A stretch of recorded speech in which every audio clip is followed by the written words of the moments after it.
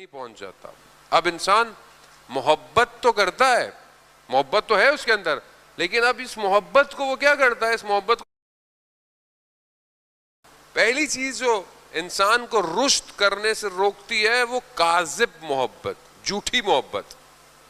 میں سے بعض اوقات آپ دیکھتے ہیں کہ ماں باپ کی محبت انسان کو برباد کر دیتی ہے. بعض اوقات ماں محبت کرتی ہے, اتنی زیادہ محبت کرتی ہے بچہ کسی کام کا ہی نہیں رہتا. اتنی محبت, اس کو اتنا پیمپر کرنا, اس کو یوں کرنا وہ کرنا, وہ اپنی زندگی میں ترقی نہیں, بیٹا یہاں نہیں جانا, یہ نہیں کرنا, وہ نہیں کرنا, وہ بھی انسان محبت میں رہتا. محبت اگر صحیح ہو, ایک شخص جو ہے وہ صدر اسلام کے اندر جوان ہے, جنگ احد میں شہید ہوا ہے, اس کی ماں جو ہے مسلمان نہیں ہے اور اس کی ماں اسے اس کی محبتوں کے واسطے دے رہی ہے, لیکن اس نے اس محبت کو حقیقی محبت نہیں سمجھا. اس نے اپنے آپ کو اسلام اور رسول کی محبت میں قربان کر دیا. وہ عزیزان محترم, یہ بہت محبت جو ہے وہ, اور یہی محبت اگر صحیح ہو اور احترام کے ساتھ ہو تو اویس کرنی کی محبت, اپنی والدہ کی محبت, لیکن رسول سے محبت.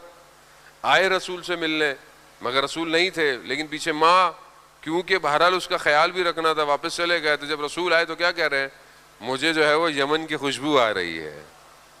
جب محبت صحیح ہو تو اپنے اثرات مرتب کرتی ہے. اب یہاں محبت کربلا میں آپ دیکھیں, کربلا میں یہ صحیح محبتیں ہیں, حقیقی محبتیں ہیں. آپ یہ نہیں کہہ سکتے کہ امام حسین کو اپنے بیٹے سے محبت نہیں تھی. مطلب آپ بولیں گے وہ تو امام تھے, مطلب انہوں نے تو بڑے آرام سے اپنا بیٹا دے دیا. ایسا نہیں ہے. امام سے حقیقی محبت تھی جو امام محبت نہیں سکتے. اسی طرح حضرت علی اکبر کو بھی جو اپنے بابا سے محبت تھی وہ حقیقی محبت تھی, لیکن یہ حقیقی محبت کہ جب خالق کا بلاوا آئے تو اپنے آپ کو قربان کرنا پڑتا ہے. یہ حقیقی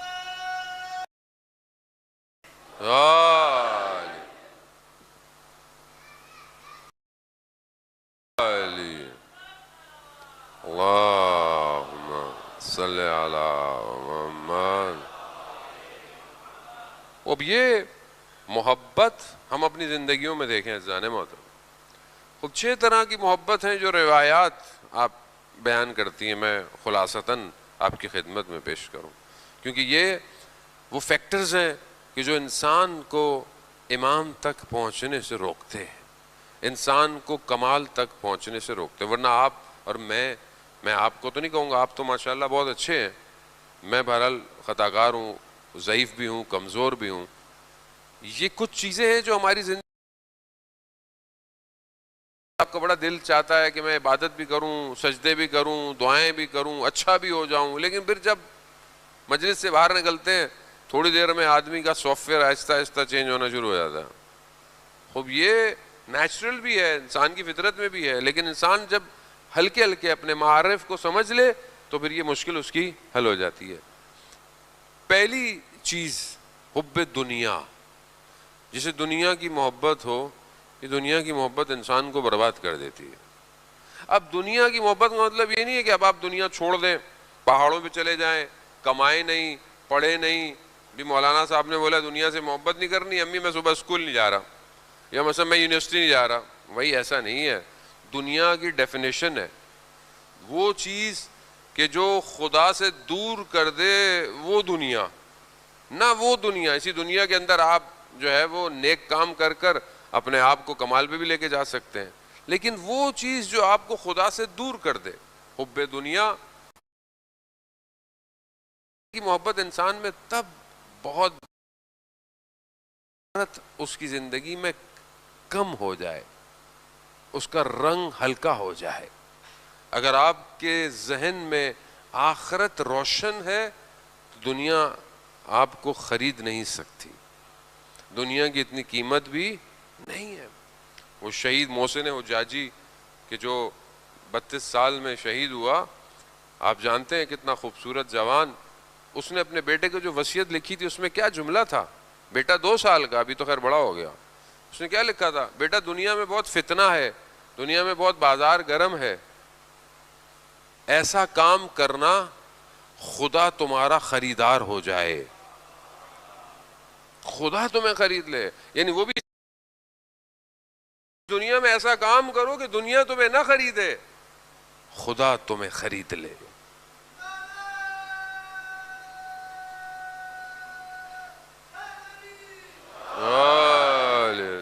اب یہ اسی دنیا میں ممکن ہے۔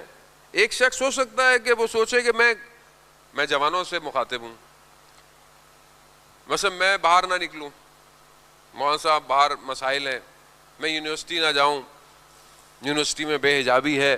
ابھی تو پاکستان کے حالات بہت خراب ہو گئے ہیں، میں تو کافی عرصے کے بعد پاکستان آتا ہوں، اور جو سننے میں ملتا ہے ویسے بھی بہت سچویشن جو ہے نا وہ فساد اخلاقی جو ہے وہ بہت زیادہ ہو گیا، بہت زیادہ ہو گیا، اور میڈیا اسی طرح اپنا کردار ادا کر رہا ہے۔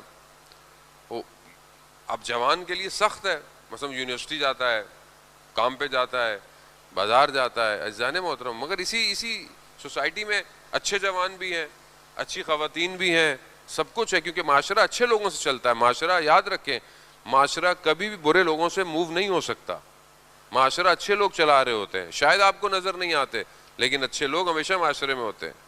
وہ اب کیا کریں مولانا صاحب، دنیا یہ تو دنیا ہے، ہم باہر نہ جائیں، ہم کام نہ کریں، نہیں جائیں، گھر بیٹھے نہ کریں، نہیں،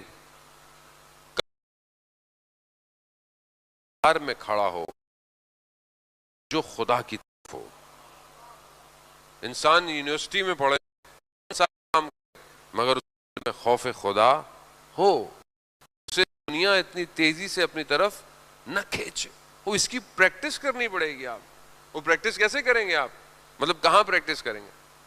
اب آپ مثلا کوئی ٹورنامنٹ کھیلنے جا رہے ہیں، کرکٹ کا، فٹ بال کا، کسی بھی چیز کا، تو آپ کیا فوراً بیٹ پیڈ اٹھاتے چلے جاتے ہیں؟ پہلے پریکٹس کرتے ہیں، پریکٹس میچ ہوتے ہیں، کیمپ لگتا ہے خوب، اس کے بعد آپ جاتے ہیں ٹورنامنٹ پہ یا کوئی بھی میچ ہوتا ہے خوب۔ آپ اگر بغیر پریکٹس کے بازار میں جائیں گے تو آپ ہر نگاہ پہ گر جائیں گے، تو کہاں پریکٹس کروں؟ عزیزان محترم، کوئی اور جگہ نہیں ہے سوائے مصلی کے جو آپ کو پریکٹس دے سکتا ہے، کوئی نہیں دے سکتا۔ دنیا میڈیٹیشن کرواتی ہے کہ آپ ایسے بیٹھے ہیں، خوب ٹھیک ہے، ایکسرسائزز ہیں، سب کچھ ہے، لیکن اصل میڈیٹیشن مصلی ہے، اور وہ بھی توجہ کے ساتھ، مطلب جس کا قلب خدا کے آگے حاضر ہو جائے، اور جس کے رکوع اور سجود اپنے خالق کے آگے ہوں، اس کا ذہن خالی۔ پریکٹس کیا ہے؟ ذہن خالی کر کر اللہ اکبر کرے۔ اور رات کی تاریکی میں جو موقع ملتا ہے نا سجدے کا، وہ دن میں نہیں ہے، رات کو کوئی نہیں دیکھ رہا ہوتا سوائے خدا اور اس کے ملائکہ کے۔ اب یہ جو پریکٹس ہے، یہ جو جتنی آپ پریکٹس کریں گے اتنا آپ دن میں کامیابی سے زندگی گزاریں گے۔ اور یہ میں نہیں کہہ رہا، روایات ہیں، امام جعفر صادق علیہ الصلوۃ والسلام ارشاد فرماتے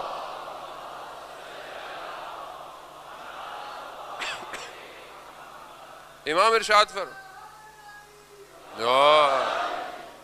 ارشاد فرماتے ہیں اگر تم چاہتے ہو اپنے چہرے کا نور تو تہجد کی نماز پڑھا کرو۔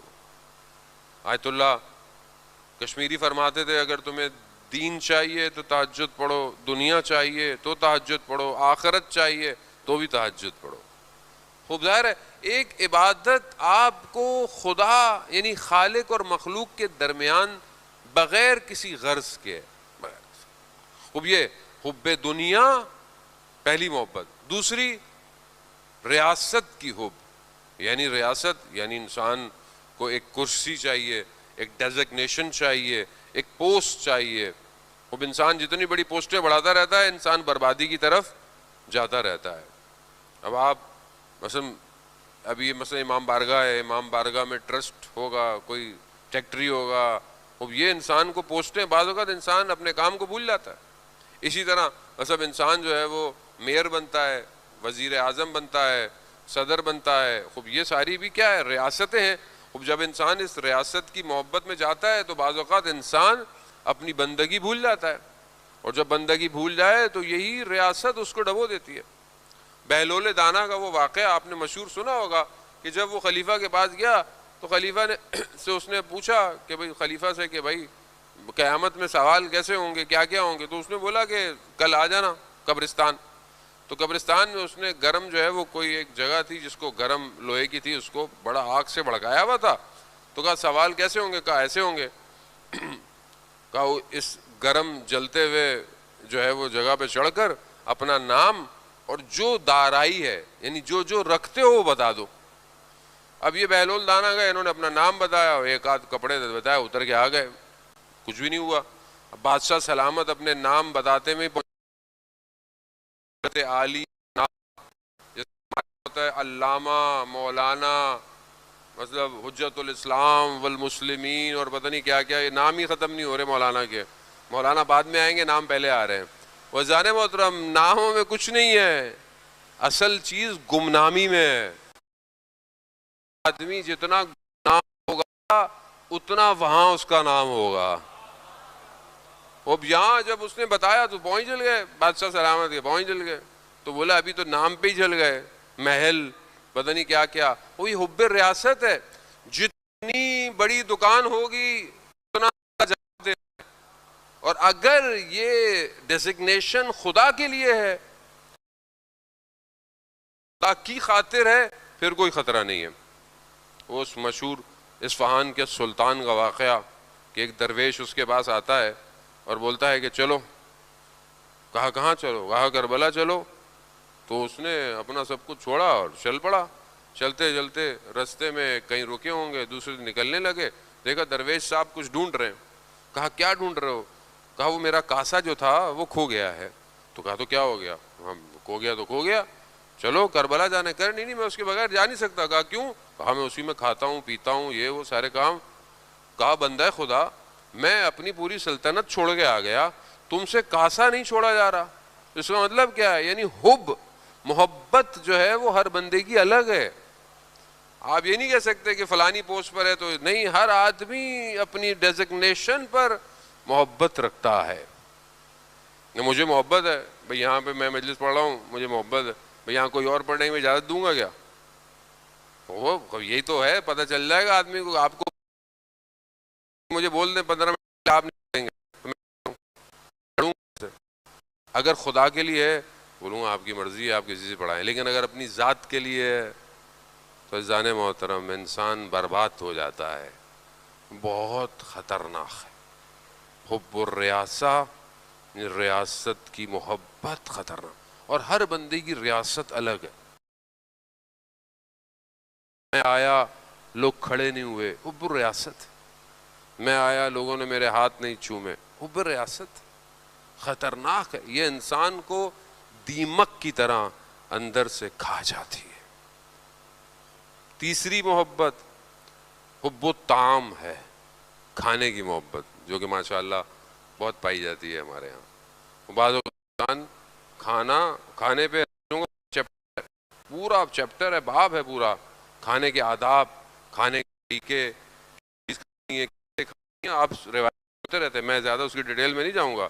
لیکن انسان بعض اوقات کھانے کی وجہ سے بھی انسان برباد کی طرف، اس لیے امیر فرماتے ہیں تمہارے شکم کتنے جانوروں کے قبرستان ہیں۔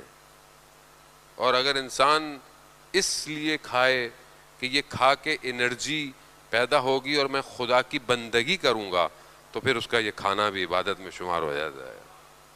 وہ بھی یہ اگر انسان کھائے اور گناہ کرے، استغفر اللہ، تو انسان کیسے اس کھانے ہوئی چیز کا جواب دے گا؟ چوتھی محبت جو ہے وہ نوم، یعنی سونے سے محبت۔ انسان کو سونے سے محبت ہوتی ہے، انسان سوتا ہے، نیند سے بڑی محبت ہوتی ہے انسان کو۔ انسان کو نیند آ رہی ہو، انسان مرتا ہے، لیکن اسلام کہتا ہے کہ سونے کے اوقات ہیں، ہم نے رات تمہارے لیے آرام کی بنائی، دن تمہارے لیے کام کا بنایا۔ تو انسان کو بہرحال اپنی نیند، کیونکہ یہ محبت جو ہے یہ انسان کو کئی چیزوں سے غافل کر دیتی ہے۔ آپ سوچیں نا، نیند کتنی پیاری ہے، کتنی پیاری نیند ہوتی ہے۔ آپ یہاں سے ساری رات جاگتے رہیں، 2-3 بجے گھر پہنچیں اور جو ہے وہ 4:40 4:48 پہ فجر کی نماز ہے، اب آپ 3:30 بجے گر گئے، اب کیسے اٹھے؟ جاگا جا نہیں رہا، اٹھا جا نہیں رہا، یہ کیا ہے؟ محبت، نیند سے محبت ہے اجزان محترم۔ لیکن جسے خدا سے محبت ہو وہ اپنی نیند کے خود ہی الارم لگاتا ہے، گھڑیوں کے الارم اسے نہیں اٹھاتے، 10 اٹھا لیں لوگ ہل نہیں رہے ہوتے۔ اب یہ انٹرنل اپڈیٹ آپ کو سافٹ ویئر اپڈیٹ کرنا ہے کہ مجھے اگر میری نیند گہری ہے تو میں جلدی سوؤں، اگر مجھ سے اٹھا نہیں جاتا تو میں ٹائم پہ سوؤں۔ اب یہ ایک محبت راحت طلبی کی محبت، انسان کو آسائش چاہیے، آرام چاہیے۔ اب دیکھ لیں کئی لوگ کربلا میں نہیں آئے، کیوں نہیں آئے؟ ان کو راحت، وہ اپنی جان نہیں دے سکتے۔ عبید اللہ ابن حور جوفی وہ مال دے رہا ہے امام کو مگر جان نہیں دے رہا، نہیں آیا۔ حب دنیا عمر ابن سعد لعنت اللہ نہیں آیا، ریاست کی وجہ سے نہیں آیا۔ کچھ لوگ کربلا میں کھجور کی وجہ سے آئے، آپ یقین کریں تاریخ خود بیان کرتی ہے کہ کچھ لوگ امام کے مقابلے میں کھجوروں کی وجہ سے آئے تھے، کھانے کی محبت۔ وہ کسی کو ریاست چاہیے تھی، کسی کو آرام طلبی کی چاہیے تھی۔ اور آخری محبت جو کہ بہت خطرناک، حب النساء، عورت کی محبت۔ ابن ملجم عورت کی محبت میں اپنے زمانے کے امام کو شہید کر دیتا ہے۔ خب یہ انسان اپنی زندگی میں دیکھے اذان موت کہ خدا نہ خواستہ انسان انہی چیزوں میں گرفتار تو نہیں ہے۔ یہ محبتیں اگر کاذب ہیں تو یہ کبھی بھی امام تک پہنچنے نہیں دیں، مگر اگر یہی محبت بہترین ہے آپ دیکھیں تو انسان اپنے وجود کو قربان کر دیتا ہے۔ بہت پرانے ذاکر حضرت زیدی صاحب فرماتے تھے، کہتے تھے کہ پروانہ، لوگ کہتے ہیں پروانہ شمع کا عاشق ہوتا ہے تبھی تو وہ آتا ہے، اور تو وہ کہتے تھے کہ نہیں، یہ غلط ہے، پروانہ کبھی بھی شمع کا عاشق نہیں ہوگا۔ کہا کیوں؟ کہتے تھے تمہارے پاس دلیل ہے اس کی کہانی کا؟ میرے پاس دلیل ہے کہ یہ شمع کا عاشق نہیں ہے، پروانہ تاریکی کا عاشق ہے۔ کیوں؟ کیونکہ شمع آ کر تاریکی میں مخل ہوتی ہے، وہ اس میں آ کے ٹکراتا ہے، اس کے اندر اسے تاریکی سے محبت ہے۔ اگر اسے روشنی سے محبت ہوتی تو تم روشنی بند کر دو، پروانہ نہ جاتا، غائب نہ ہوتا، بلکہ اسی پر رہتا۔ عزیزان محترم، خوب یہ محبت، امام کے وجود سے محبت، اس نے لوگوں کو کربلا چھوڑنے نہیں دیا۔ یہ پروانے شمع بجھنے کے بعد بھی وہیں رہے، کیوں؟ کیونکہ انہیں اصل محبت تھی۔ یہی تو کمال ہے۔